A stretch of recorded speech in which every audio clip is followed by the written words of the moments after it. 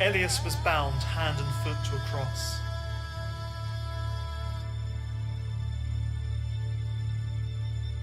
He was one of the Christians living in Raqqa, Syria, when it was seized by the extremist group known as Daesh or ISIS. The extremists seized him after he could not pay the Islamic jizya tax that Daesh imposed on the city's Christians. He remained tied to the cross in solitary confinement for a month.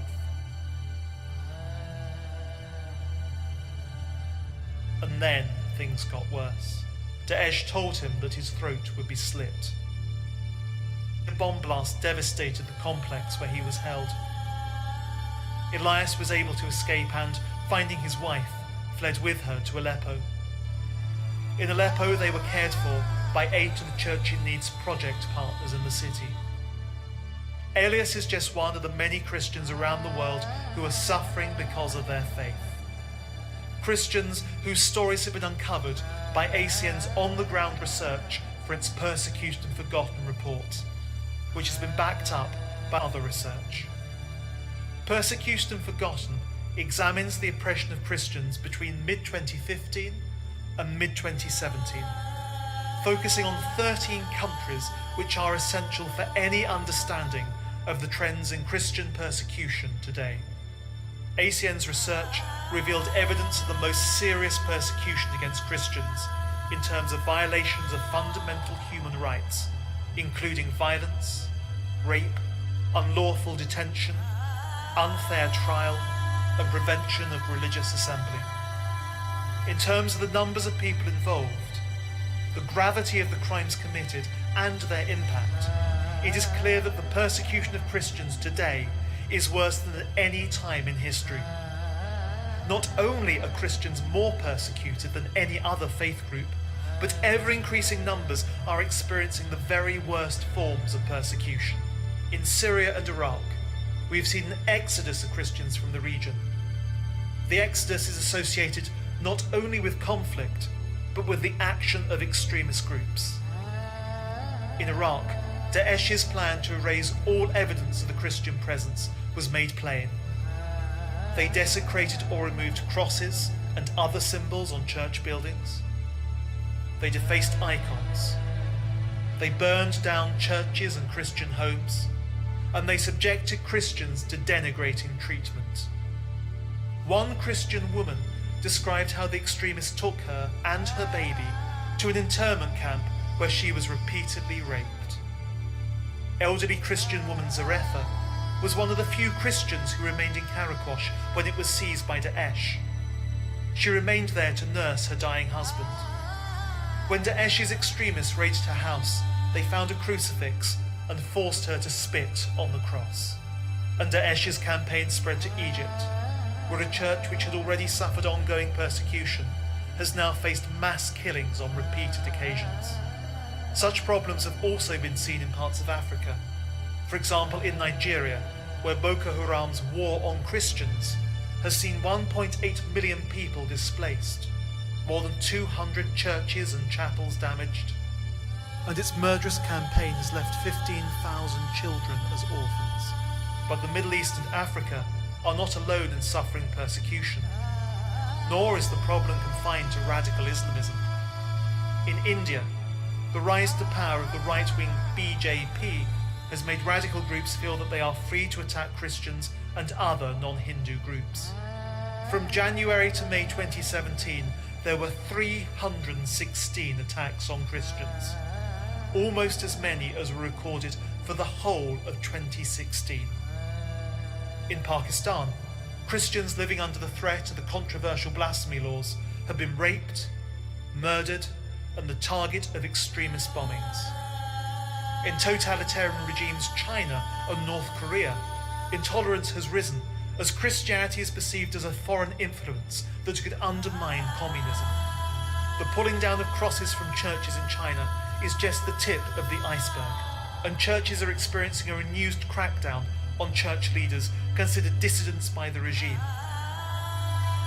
But there are signs of hope. In many of these countries, Aid to the Church in Need has only been able to gain access to such sensitive information as it is already working alongside local churches, providing essential help and assistance. In Iraq, ACN is helping churches to rebuild Christian settlements that have been destroyed. It is helping Christians resume their lives in Iraq. As ACN's founder, Father Werenfrid, said, "We are helping to dry the tears of the abandoned Jesus on the crosses of this century."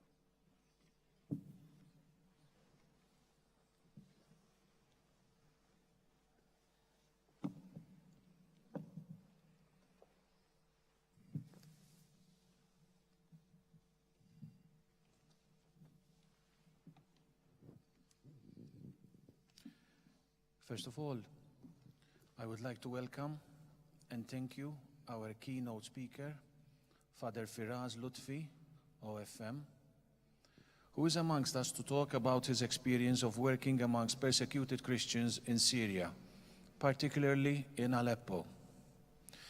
I would also like to thank Monsignor Charles Cordina, Episcopal Vicar for Diaconia, who will also be representing Archbishop Charles Scicluna.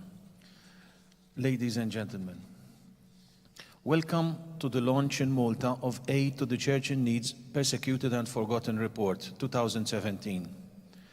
Thank you for accepting our invitation to attend this event. I would also like to thank all those around the world who are watching us through live on Facebook. We would also like to thank Dr. Joseph Muscat, Prime Minister of Malta, who gave his approval to illuminate Auberge de Castile in red in memory of those who died for their faith this evening.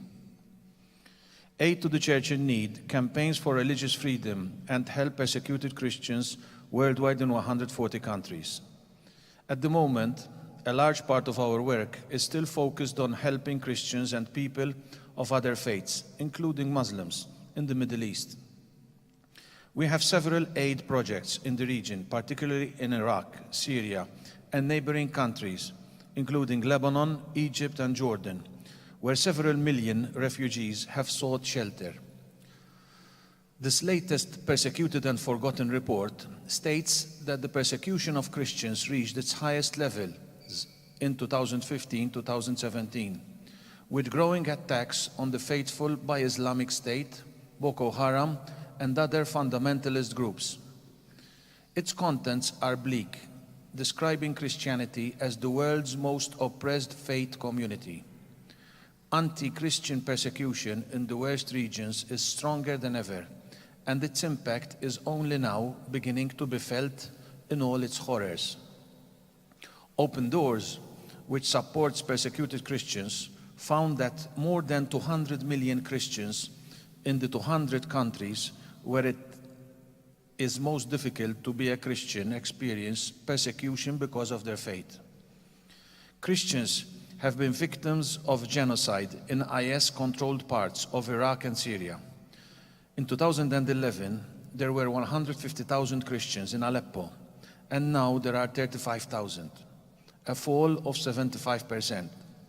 Two-thirds of Syria's Christians have gone within 5 years.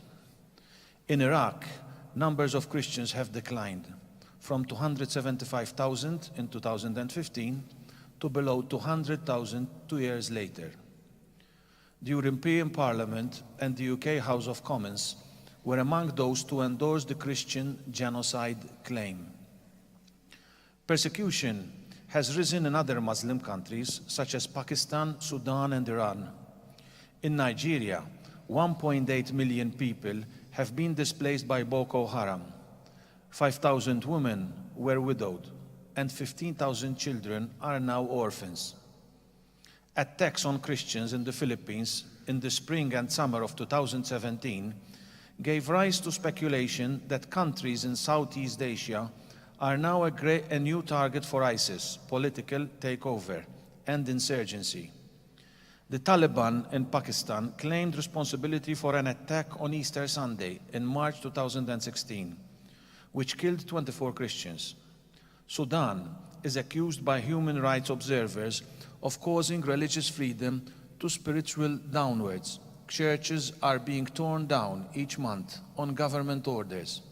Christians arrested for alleged prostitution and women fined for wearing a modest dress. In India, harassment of Christians increased since Narendra Modi came to power in 2015. There were 365 serious anti-Christian atrocities in 2016, including 10 people being killed and 500 clergy and senior community members being attacked for their faith. In China, the growing number of Christians, now thought to be 127 million, worries President Xi Jinping, who sees Christianity as a form of foreign infiltration and seeks to control it. This resulted in a clampdown on dissent clergy, destruction of churches as well as crosses and other Christian symbols. In North Korea, reports describe Christians undergoing unspeakable atrocities, including forced labor, starvation, rape, torture, and execution in prison camps. 3/4 of Christians in these camps are thought to have died from the harsh treatments they received. John Pontifex, the report's editor, commented that, in terms of the numbers of people involved, the gravity of the crimes committed and their impact, it is clear that the persecution of Christians is today worse than at any time in history. Not only are Christians more persecuted than any other faith group, but ever-increasing numbers are experiencing the very worst forms of persecution. The Middle East is a major focus for the report, but growing problems were identified in a number of Muslim-majority countries and authoritarian states, such as Eritrea and North Korea. In some countries, the state is the principal persecutor, while in other countries, social groups are culpable, while in still others, a combination of both are responsible. Although the report focuses on the actions of religious persecutors, it also blames the international community and political leaders for ignoring the persecution of Christians. Despite political pledges, the West is failing to respond in every way and appears guilty of the crime of indifference. In many sections of the media, there is very limited coverage of the massive persecution experienced by so many Christians. The worsening plight of Christians in Eritrea has been ignored. At the end of the launch, ACN staff will be handing out copies of the executive summary of the report. Full details of the findings of the report can also be accessed online. I now invite Reverend Professor Hector Sherry, our ecclesiastical assistant, to deliver his speech. Thank you.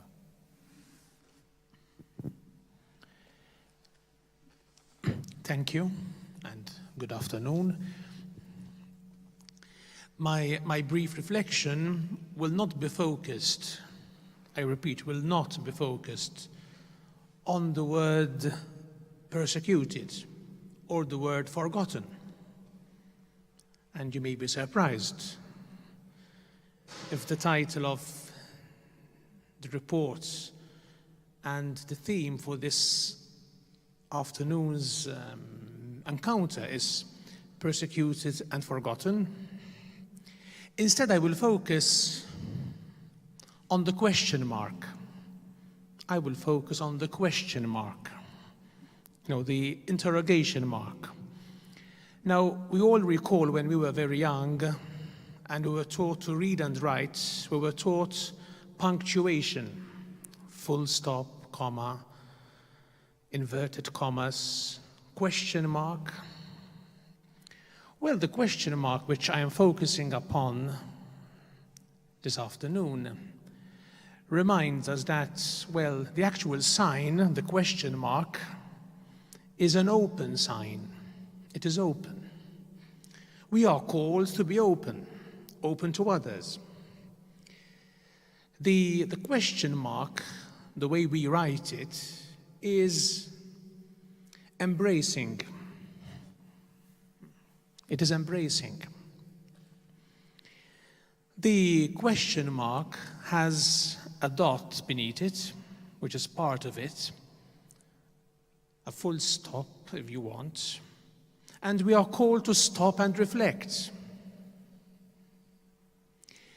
We were also taught when we were very young that when we have a question in a text we are reading aloud, we were taught to change our tonality, because it is a question and not a statement. So there was a change in tonality when we read out a question, a change in the color of the way we were speaking, if I can use this image of color. In fact, on October the 12th, so a few weeks ago, the Basilica of Sacré-Cœur in Paris, a very well-known basilica on Montmartre, was bathed in red lights, the color of martyrs, to highlight attacks on religious freedom around the world. And the evening illumination of the Basilica on Montmartre, Sacré-Cœur, was sponsored by ACN, whose French chapter called it, I quote, a strong signal to pay homage to all those who have shed their blood for their faith, and to pray for those who today still have to practice their religion in hiding, in the shadows. Persecuted and forgotten. The report says persecution of Christians is, as we have just heard, worse today than at any time in history. In Britain, ACN is calling on people to wear something red on the 22nd of November, so on Wednesday, to mark their solidarity with hundreds of millions of persecuted Christians and the tens of thousands of Christians martyred each year. But let me return to the question mark, which is the focus of my reflection. Well, the question mark also reminds us of a hook. A hook. In Maltese, grampun, hook. Or if you want, it reminds us of a peg, spallira, It also reminds me of an arrow. And an arrow, vleggia, an arrow, pierces our heart, our soul, our mind, and our conscience. So may this question mark not be simply a punctuation sign to a title of a report, because the question mark in that title is urging us to ask further questions. What am I to do? Question mark. What are you to do? How can you remain indifferent? How can you help? How can you show solidarity? Well, I hope and pray that the question mark becomes an exclamation mark, an exclamation mark, which is the exclamation mark we add to the wonderful affirmation, Christ is risen. Alleluia. Yes, the risen Christ is with us and with all persecuted Christians. And therefore the question mark becomes indeed an exclamation mark. Thank you.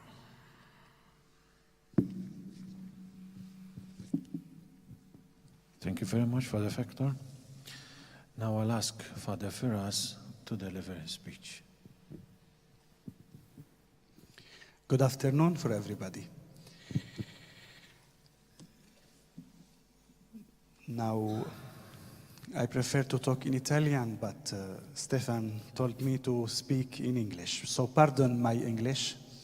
I try to do my best. On the screen, you will see some photo. Excuse the power of this photo, because photo that reflect the situation, how is actually in Syria. I will talk about the situation of the Syria, but focalizing the attention on Aleppo, because I'm living in Aleppo now. I would like to extend my warmest thanks to Stefan Axiza, National Director, and board members who gave me the opportunity to be here with you and offer my testimony as a missionary in the Middle East. That is someone who works and is involved with other confreres in promoting peace and what is good in a context known to everyone as the most shocking tragedy in the 20th century.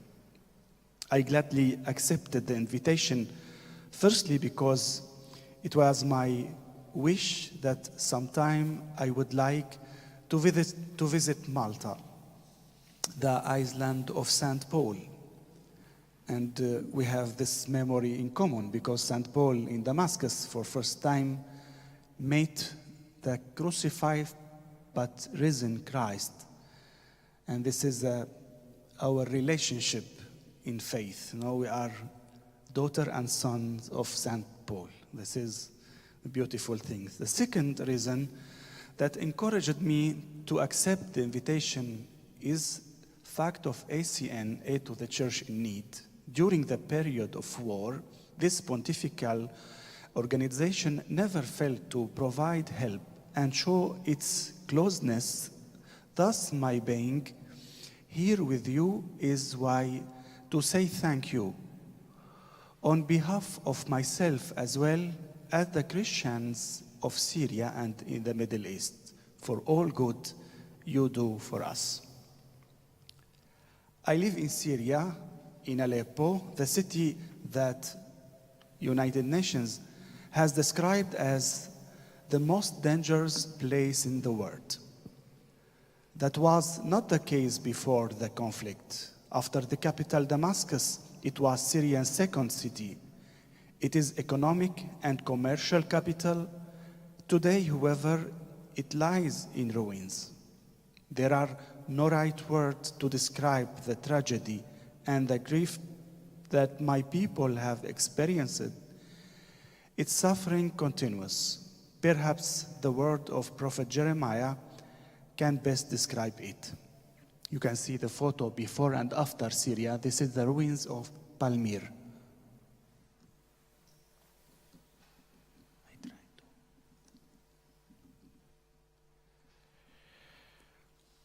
Over the great destruction which overwhelms the virgin daughter of my people, or over her incurable wound.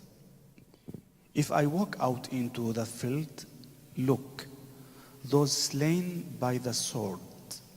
If I enter the city, look, those consumed by hunger.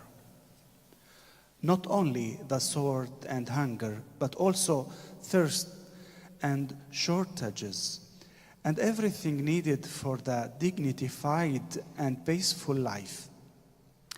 An Aleppo resident told me, "Listen, Father, with my family I put up with everything, lack of bread, water, food, just about everything, but I cannot overcome the fear of losing one of my children.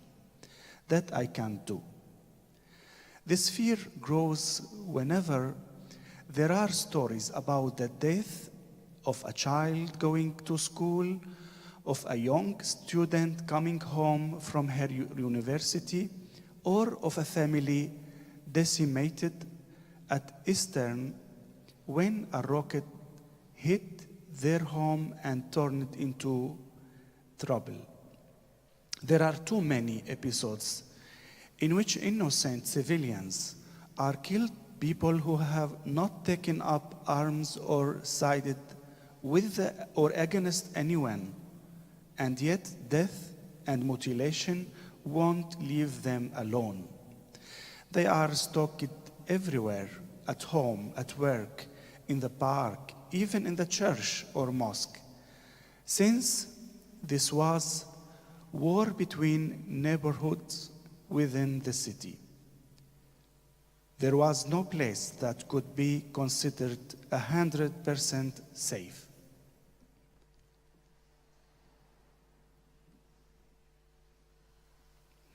So, helping the great number of refugees, family became an increasingly serious predicament, and finding new accommodations was a very complicated undertaking.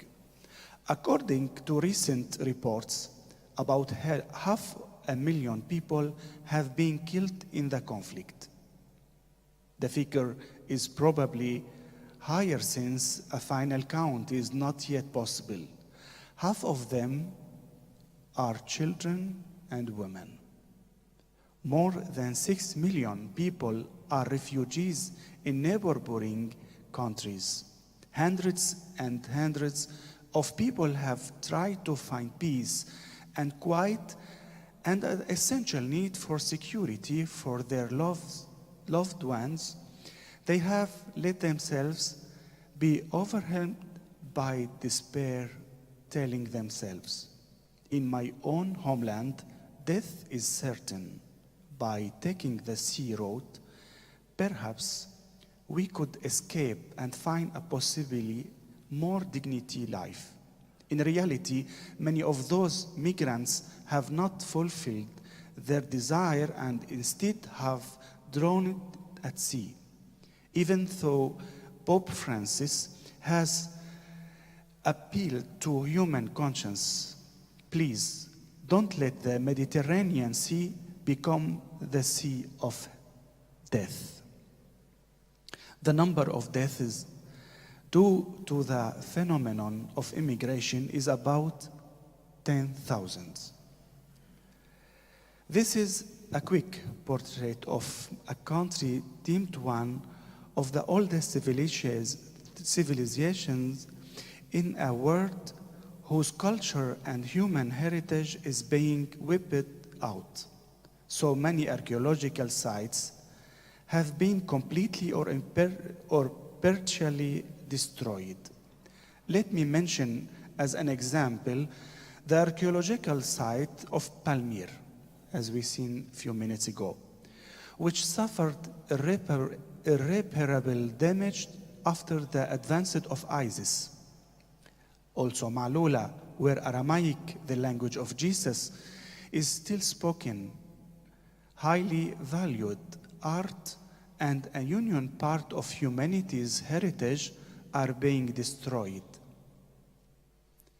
When the Battle of Aleppo was raging, it seemed it would never end. Look, this missile was in my convent. This is Father Eduardo. And this is a piece of Aleppo completely destroyed, as you remember Berlin after Second War. This is a Maronite church in Aleppo, destroyed completely. And this is the children in camp refugees that we visited every month and try to furnish them food and basket boxes of elementary. And I will mention it, ambitious project to save these children, that most of them, they remain without parents, father or mother. So we have a project now in accordance with the Grand Mufti, Big Mufti of Aleppo, the highest authority for the Islamic world, and with our bishop that Father Anthony knows very well, George Abu Khazin. So in collaboration with Muslims, we want to register their name because they haven't a name. We don't know who is father or mother of them. So they are about 4,000 children without home, sometimes in the street. And our project will help them to give them a homeland, a place where they stay together, and give them instruction and psychological assistance. When the Battle of Aleppo was raging, it seemed it would never end. The city was freed by official government forces thanks of the sacrifice of so many innocent lives. The day of 20th December marked a real rebirth of the martyr city of Aleppo. Calm and safety were back, as were cars in the streets. Children were smiling again, and people were noisily going about their business without fear of bombs or rockets suddenly killing the innocent and sowing destruction on a daily basis. Thanks God. For many people, this was a miracle. For others, it was a result of intense negotiations. I personally stand with those who see liberation as a fruit of the prayers of the children and of the intervention of Our Lady of Fatima. In fact, the entire city of Aleppo has been consecrated to the Immaculate Heart of Mary, 13 May 2016, when it was still under siege by terrorists. This is my convent that had attack by missiles launched by jihadists.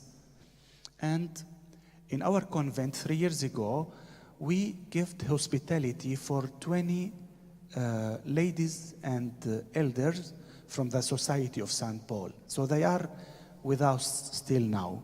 One of them in that day was killed. Her name, Renee. And the house was damaged completely. But this bomb didn't stop our hope. In my hand, I tried to rebuild the place where the bomb completely destroyed. This was sign of hope that the bomb could be destroyed something, but the hope, the force to maintain the faith and to encourage our Christians to stay there, although there is danger and bombs, more power. Aleppo is liberated, but it is a pile of rubble to be rebuilt, a humanity that must be redeemed and healed from its external and internal wounds. Aleppo is liberated, but there is still the rest of the country. For example, Idlib, now in the hands of jihadists. And in that place, in the borderline with Turkey, we have 3 parishes. We have 2 friars that, under the control of rebels, are still there. One more, somebody asked the father, Hannah, for example, why you are there? You can escape because you are religious and the jihadists will leave you. And his answer was, our presence here is a price of blood of martyrs from the beginning of the church still now. And I want to continue this history of martyr. If God permit that, I offer also my blood, because several times he was kidnapped by rebels and released after, but he is ready also to offer himself to save and to conserve this small sheep remain in that land. I would like to share with you some of the challenges that the Bishop of Latin Community in Syria, Monsignor George Abu Khazen, says need to be addressed. First, the reconciliation. You know, the case of this terrible and tragedy war in Syria was a pure interest, economical, financial, and political interest. But the instrument of this crisis was the religion. Islamic and fanatic ideology was the instrument to destroy Syria, the stones, but also the society. You know that in the Islamic world, you have many functions, many groups, Sunnite and Alawite, Shiite, etc. Exactly in the Christian community, you have the Orthodox, the Catholic, Protestant, etc. So in the same family, you can find two brothers, one against another. So the first challenge that we have now in our society, to rebuild the trust, to build really point of meeting, reconciliation, forgot this enemy created in this situation. And this process is not so easy, but it requires time, years maybe. And in the interview, somebody asked me, what role you have as a Franciscan, as a Catholic priest? You can do something? I tell him yes.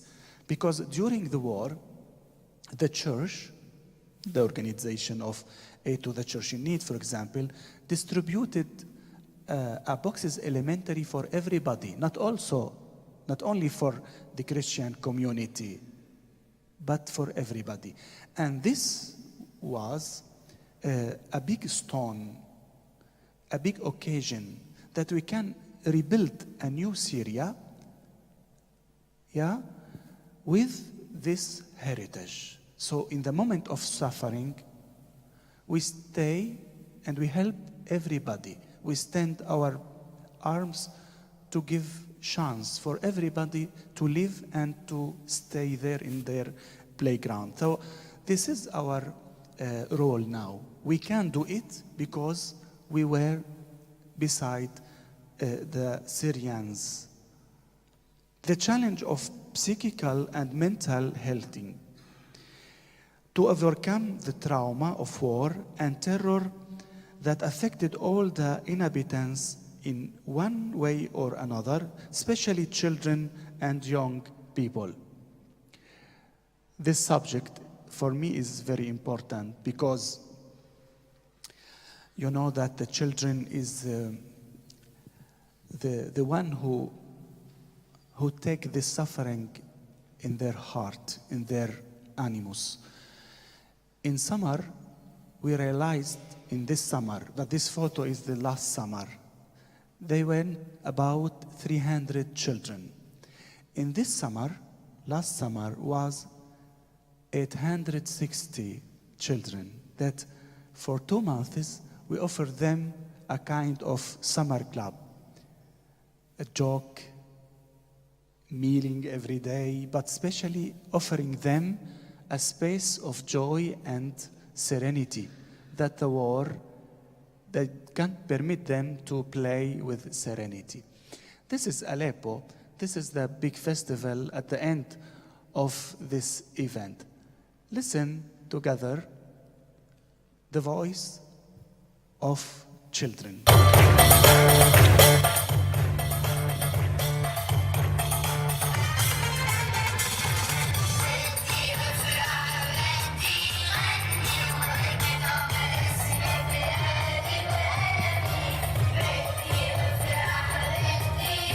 I want to enjoy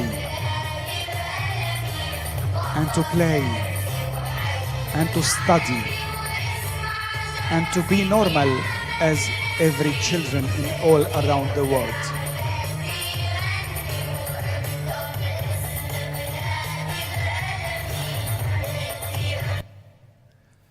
So it is very simple to hear from children what they need. They need to be normal. They need to play. They need to enjoy this moment. And during these 6 years of war, these children was forbidden to enjoy this moment. There is no place, cent by cent, is safety. So the Franciscan tried to take these children in our arms and to give them this beautiful moment. In my convent in St. Anthony College, we have a small piscine, swimming pool, and it was closed during all the war. In that year, in 2015, although we have bombs, etc., but we decided to open this swimming pool. And for children was amazing. For years, they didn't know what is swimming water. And in that moment, look their joy. And they tell you ciao from Aleppo.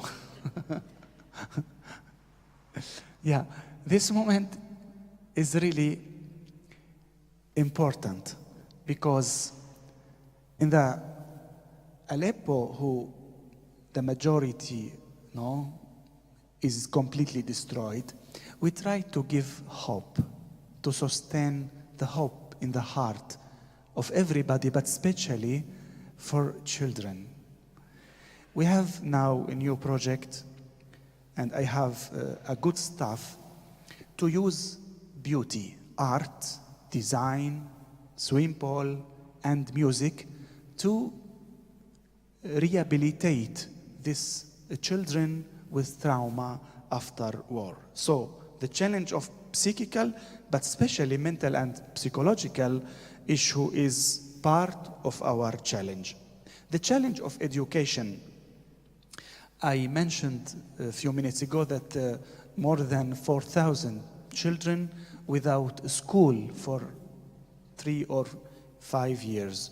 So we have to offer them education. If not, if they still remain without school, we have another terrorist after 10 or 20 years after. The challenge of finding job. We are already seeing some families come back, but not in any large number yet. We need, however, to help many of repair their homes, businesses, stores.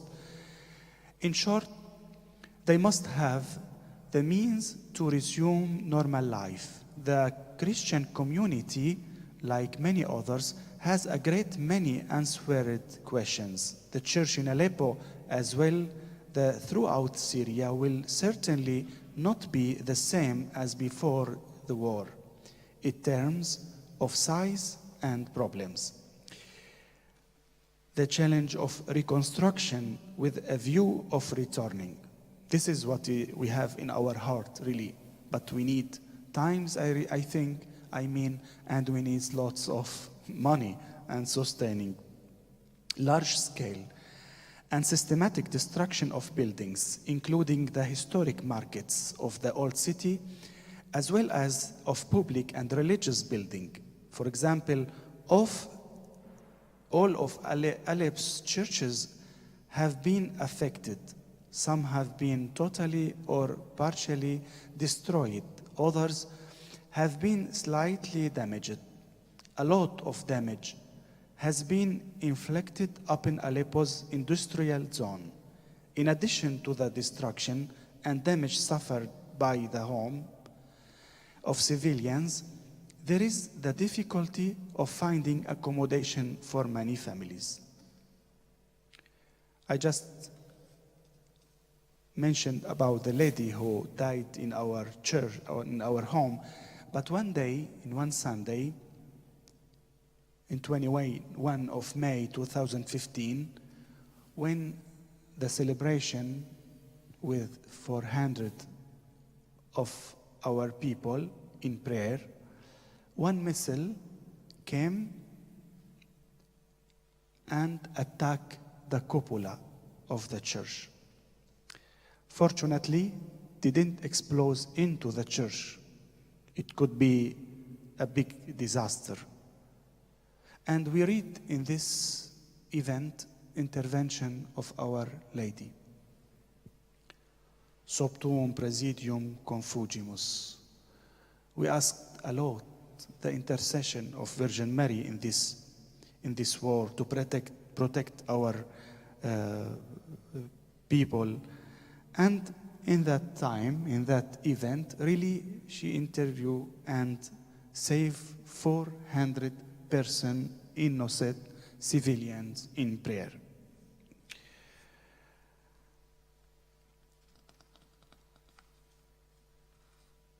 In that manifest, you can see in the middle the photo of Father Jack Murad. Father Jack Murad, he was the pastor of village of Karyatan. Karyatan is not so far from Palmyra. He was robbed by rebels, kidnapped for several days. He and the parish. And the rebels take him in Raqqa, the capital of ISIS, Islamic State. They forced him to abandon his religion. They told him, you will be safe, but you should to change your religion. He refused. And after 1 week, he met the children. And he telling us the history that the ISIS on big screen demonstrate that somebody decapitate the head of not Christian. The person who refused to abandon his faith, he must be killed. And what do you think about the answers of children? Nobody accepted to change his religion. This event for me is an edification, because under the fear and the torture, many of the persons could abandon their faith. But the children of Karyatan, the faith of Father Murad, helped us to stay there, because the temptation to live and to escape is very big. But the faith, the blood of martyrs, helped us to conserve really our faith. So this is, in conclusion, I would say that there are many other of hope that illuminate the obscure context of darkness. They are the initiatives that other religious order in the church groups in all Syrian cities undertake every day in favor of the people who have remained, despite the great temptation to escape and abandon the country. I briefly tried to highlight some of the places of people that I encounter directly every day.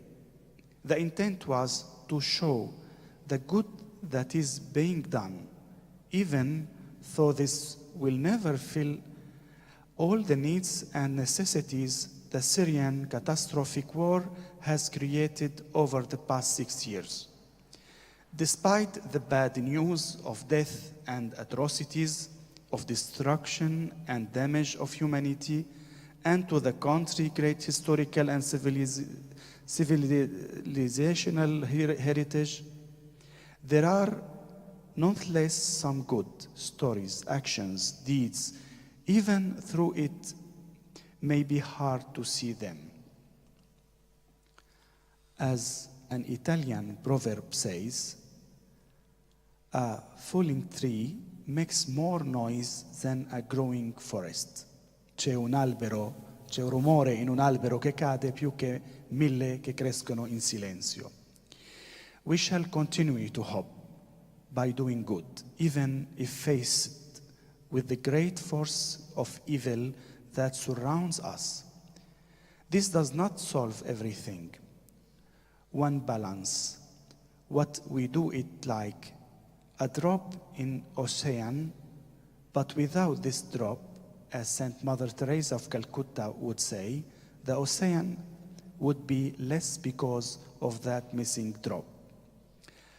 Like the Good Samaritan, who bends over a Middle East gravely, wounded and tormented by war, ACN, Aid to the Church in Need, never stops pouring the oil and the wine of consolation to dress and heal the wounds. Scores of projects have been founded, certainly thanks to the many benefactors who give generously.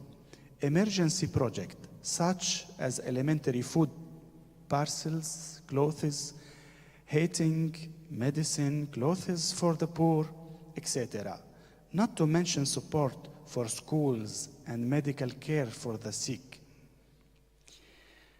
ACN is doing all it can in terms of both emergency projects and development projects, as well as large-scale reconstruction, houses and churches in Aleppo. So, for ACN, my deeply thanks for everything you do. Also for our benefactor in all around the world, but here in Malta, I trust that there is a lot of people who, with generosity, gave us and helped us to sustain the hope and the presence of Christian in Aleppo and in all around the Syria. Thank you for everybody of you that with generosity give me your time, and thank you again for everything, and God bless you.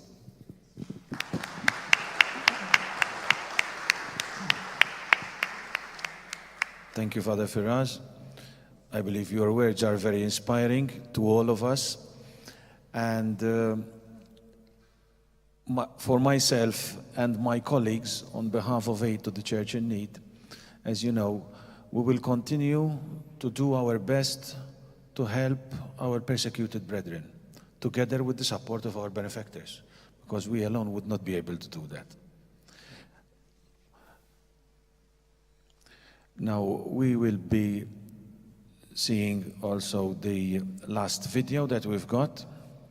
It's regarding our latest project in Iraq. Basically, it's called Return to the Roots. This consists of the reconstruction of 13,000 households so that we could put back the people who left the Nineveh plains, who were actually taken out of the Nineveh plains by ISIS. In fact, after ISIS was defeated in Mosul, displaced Christians wanted to return to their liberated villages in the Nineveh plains. However, without outside help, they will not be able to repair their houses and the village infrastructure. Their houses would be occupied by other groups or left empty, and the remaining Christians would have no choice but to emigrate. This is likely to mean the end of Christianity in Iraq. The three Christian churches in the Nineveh plains, the Syrian Catholic, Syriac Orthodox, and Chaldean, with the help of Aid to the Church in Need, have created the Nineveh Reconstruction Committee, in order to jointly lobby and fundraise for the reconstruction of the Christian villages in the Nineveh Plains and the return of the Christians to these villages. It's a massive project, yes. It is a 250 million project, but with God's help and with the help of our benefactors, we will do it. We've already started, and we have families going in right now. The latest figures I've got is we have about 2,000 families have gone already in, and they are fixing all the damages to those houses which can be fixed. The others we will be rebuilding in the coming years. Renovation works on houses which were not completely destroyed has already started, as I said, and hundreds of displaced Christian families are returning home. So I invite you to watch this last video that we have together. Thank you. ISIS sent children, for example, 15 years, 12 years, and they say to them, burn everything, burn all the houses, broke all the glasses, destroy everything. And then they go out. We need so much money for those damaged houses and burned houses. Those amount we have from the church in need, we can do the partially damaged houses, because the burned house and the destroyed houses, it will need the $20,000, for example. And those amount for partially houses, we can do, for example, 5 houses, so that so many families would turn back to here, because those people, they're very tired. Church in need, they pay to them the expense of the houses, and they have no help from any side.